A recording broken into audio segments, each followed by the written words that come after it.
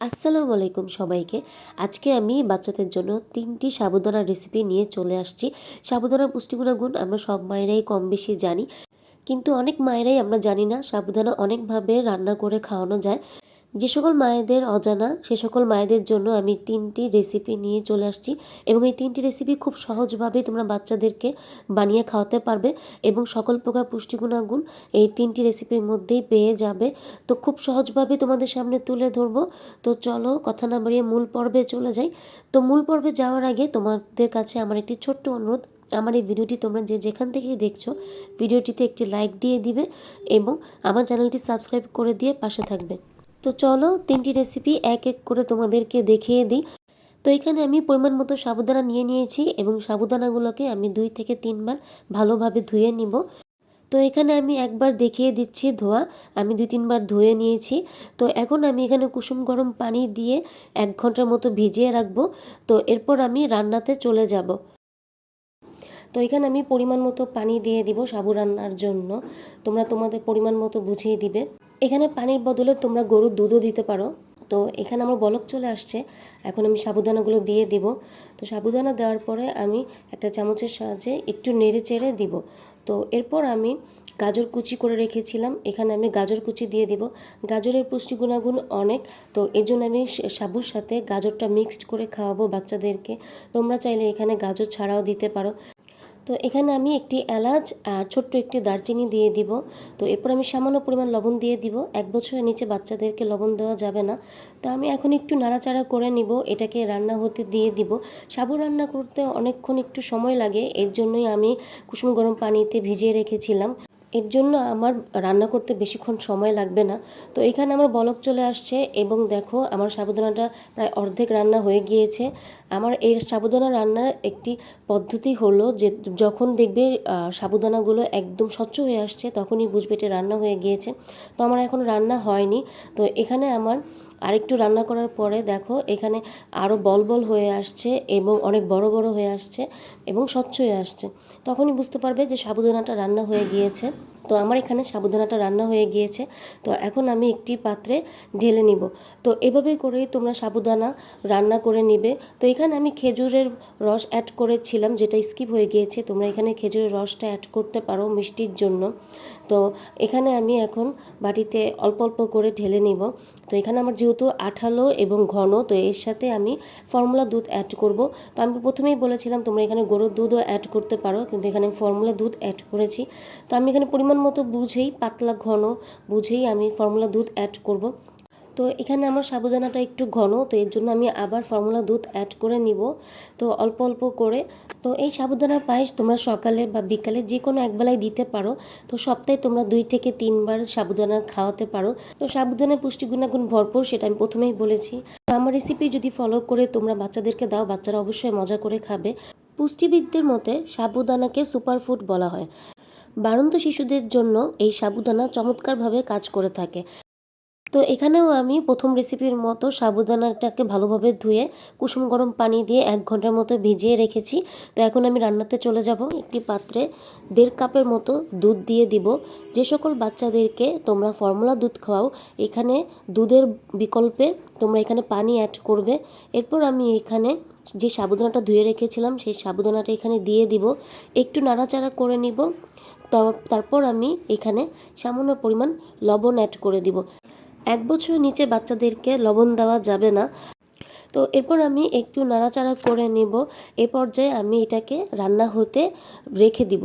তো এরপর আমি এখানে 2টা খেজুর নিয়ে নিয়েছি। খেজুরটাকে আমি হাত দিয়ে ভালোভাবে চটকিয়ে নিব। তোমরা এখানে খেজুরের বদলে তালমিশ্রি অ্যাড করতে পারো। খেজুর খাওয়ালে বাচ্চাদের রক্তচাপ নিয়ন্ত্রণ হবে, কোষ্ঠকাঠিন্য দূর হবে এবং পুষ্টির ঘাটতি দূর হবে। তো এখানে আমি খেজুরের যে ছিলকাগুলো ছিল এগুলো আমি তুলে ফেলবো, নাহলে বাচ্চার গলায় বাঁধতে পারে।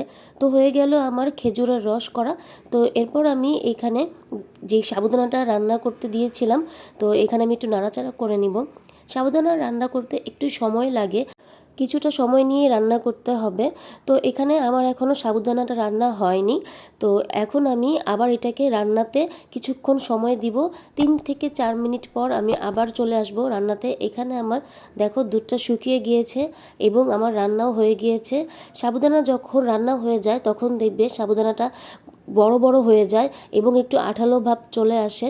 তো আসল আর নকল সাবুদানা চেনার উপায় আমার এক চ্যানেলে দেওয়া আছে, তোমরা চাইলে দেখে নিতে পারো।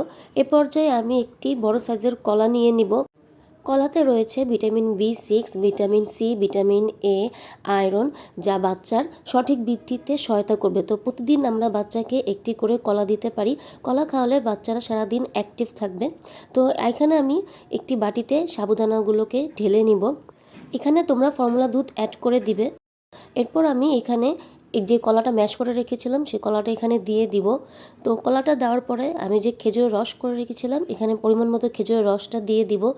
তো এরপর আমি এখানে আমার তৈরি করা বাদাম এখানে দিয়ে দিব। বাদামে প্রচুর পরিমাণের ওমেগা-3 ভিটামিন বি কমপ্লেক্স এবং ক্যালসিয়াম রয়েছে, যা বাচ্চার ব্রেন ডেভেলপমেন্টে চমৎকারভাবে কাজ করবে।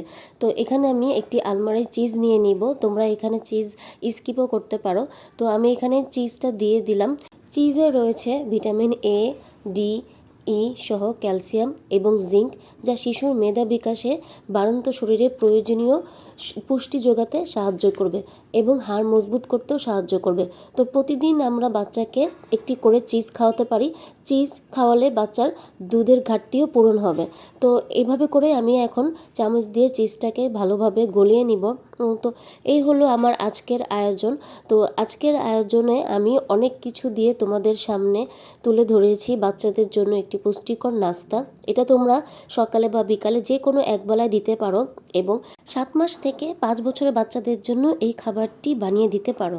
যে সকল বাচ্চাদের ওজন বৃদ্ধি হচ্ছে না, এই খাবারটি খাওয়ালে বাচ্চাদের ওজন নিশ্চিত বৃদ্ধি হবে। কারণ এই খাবারটিতে প্রত্যেকটি উপাদানই বাচ্চার ওজন বৃদ্ধি করতে সাহায্য করবে। কারণ এতে রয়েছে চিজ, বাদাম, সাবু, যা বাচ্চার শারীরিক গঠন বৃদ্ধি করতেও সহায়তা করবে। তো এই খাবারটি তোমরা বাচ্চাদেরকে প্রতিনিয়ত দিতে পারো। এই খাবারটি শুধু পুষ্টিকর না, খাবারটি যখন বাচ্চা খাবে খুব মজা করে খাবে। কারণ বাচ্চারা একটু মজা করে খেতে চায়। তো এর জন্য এভাবে করেই তোমরা বাচ্চাদের সামনে খাবারটি দিতে পারো। তো এখন আমি তৃতীয় রেসিপিতে চলে যাব। প্রথমে আমি একটি পাত্র নিয়ে নিব। এখানে আমি 1.5 কাপের মতো গরুর দুধ দিয়ে দিব।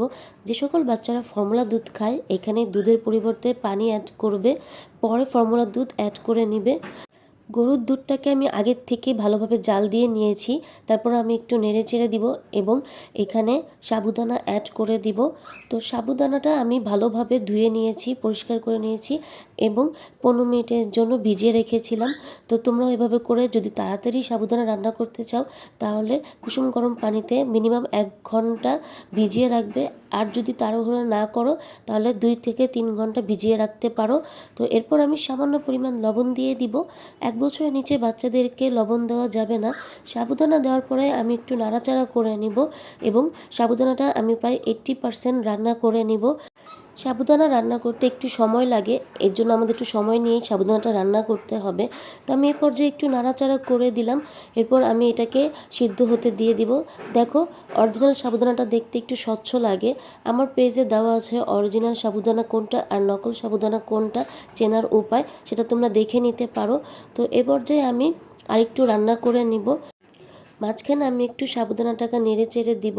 এরপর আমি এতে অ্যাড করব গাজর কুচি। গাজরটাকে আমি ভালোভাবে গ্রেট করে নিয়েছি, দিয়ে দিলাম 1 কাপ। এরপর আমি দিয়ে দিব 1 কাপ মিষ্টি আলু কুচি। যেহেতু এখন শীতকাল প্রচুর পরিমাণে মিষ্টি আলু পাবে। পুষ্টিবিদদের মতে মিষ্টি আলুকে সুপারফুড বলা হয়। 6 মাস থেকে আমরা বাচ্চাদেরকে একটু একটু করে মিষ্টি আলু পিউরি করে খাওয়াতে পারি। মিষ্টি আলুতে প্রচুর পরিমাণের ক্যালসিয়াম, আয়রন, ওমেগা-6, প্রোটিন, শর্করা, ক্যালোরি অনেক প্রচুর পরিমাণে রয়েছে, যা বাচ্চার রোগ প্রতিরোধ ক্ষমতা বৃদ্ধি করবে, ওজন বৃদ্ধি করবে, শারীরিক গঠন বৃদ্ধি করবে এবং কোষ্ঠকাঠিন্য দূর করবে। এর জন্য আমাদের প্রতিনিয়ত বাচ্চাদেরকে মিষ্টি আলু খাওয়ানো উচিত। তো এখানে আমার সাবুদানাটা প্রায় হয়ে গিয়েছে। আমি আরেকটু রান্না করে নিব, দুধটাকে আরেকটু শুকিয়ে নিব। তোমরা তোমাদের বাচ্চাদের চাহিদা অনুযায়ী ঘন পাতলা কিভাবে করে খাওয়াবে সেই পরিমাণ রান্না করে নিবে। তো তো আমার এখানে প্রায় হয়ে গিয়েছে সাবুদানা। এই পর্যায়ে আমি মিষ্টি হওয়ার জন্য এখানে 4টা খেজুর কুসুম গরম পানিতে ভিজিয়ে রেখেছিলাম কিছুক্ষণ এবং চটকে নিয়েছি। এখানে যেহেতু গাজর আছে, মিষ্টি আলু আছে, প্রাকৃতিকভাবে মিষ্টি থাকে, এর জন্য আমি এখানে খেজুরের পরিমাণটা কমই দিয়েছি। তোমরা চাইলে এখানে তাল মিছরি অ্যাড করতে পারো। তো এই পর্যায়ে আমি ভালোভাবে একটু নেড়ে চেড়ে সাবুদানাটাকে নামিয়ে নিব। সাবুদানাগুলো আমি একটি বাটিতে ঢেলে নিব। এরপর আমি এখানে 1 চামচ বাদাম গুঁড়ো দিয়ে দিব। বাদাম গুঁড়োতে প্রচুর পরিমাণে প্রোটিন রয়েছে, ভিটামিন রয়েছে, যা বাচ্চাদের ডেইলি খাবারে আমরা 1 চামচ করে অ্যাড করতে পারি, যা বাচ্চার ওজন বৃদ্ধি করার পাশাপাশি রোগ প্রতিরোধ ক্ষমতা এবং মস্তিষ্ক বিকাশেও সহায়তা করবে। এরপর আমি 1 চামচ ঘি দিয়ে দিলাম। ঘিতে রয়েছে প্রচুর পরিমাণে ভিটামিন এ, ডি, ই, ওকে, যা বাচ্চার হাড় মজবুত করবে এবং কোষ্ঠকাঠিন্য দূর করবে। তো এই হলো আমার আজকে 3টি সাবুদানার রেসিপি। আমার এই রেসিপিগুলো যদি তোমাদের ভালো লেগে থাকে অবশ্যই একটি লাইক, কমেন্ট, সাবস্ক্রাইব করে দিয়ে পাশে থাকবে। তো আজকের মতো এতটুকুই। আল্লাহ হাফেজ।